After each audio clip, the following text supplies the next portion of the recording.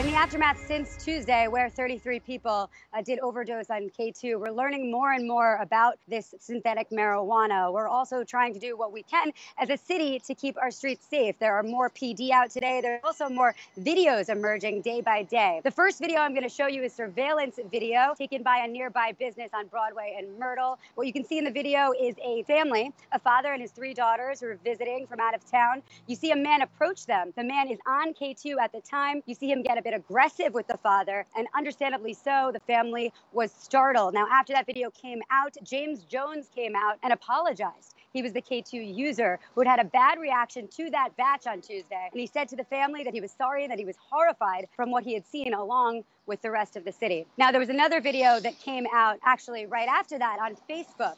Brian Arthur had recorded the events of Tuesday using his smartphone. He put it up on Facebook. There's over 65,000 views of that video. So I came out here today to Bed-Stuy to meet with him, and I asked him, what made you think to take out your video and start recording? Actually, I did it as a joke. It was why I just seen people, the guy stumbling all over the place. I said, let me take out my camera, let me film this. And it happened, I didn't see the other stuff that was going on. So it happened to be when I saw the other stuff, I was like, oh, snap, this is not funny no more.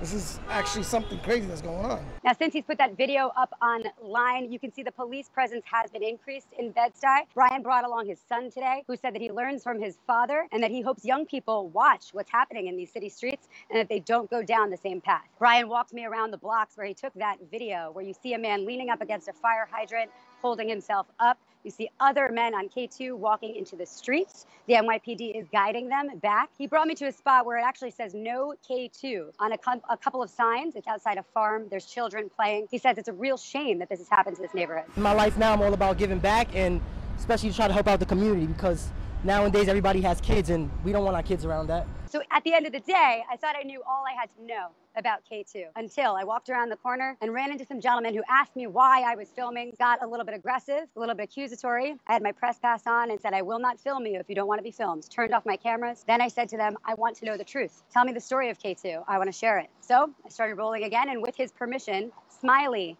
a K2 user, told me all about the dark path this drug has taken him down, and it's a scary story. So you get off a K and you go back to weed, you're not gonna get high no more. You're not gonna feel the same way.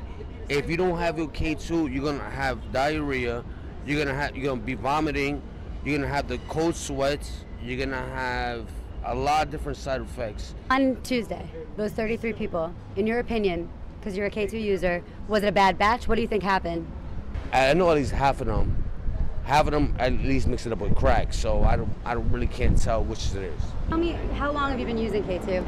About 13 years. Okay, are you on it today? No, actually I haven't, because I have none. You have none, okay. Is that because it's gotten more expensive? No. Okay. It's because I can't get none right now. So because of all of the police presence, yes. You think? He believes the problem will just continue to happen, and I asked him how we can help. How, as a city, can we help this happen? He said we need to help the homeless. That's where the problems start. Into the shelters, into the clinics, the methadone clinics.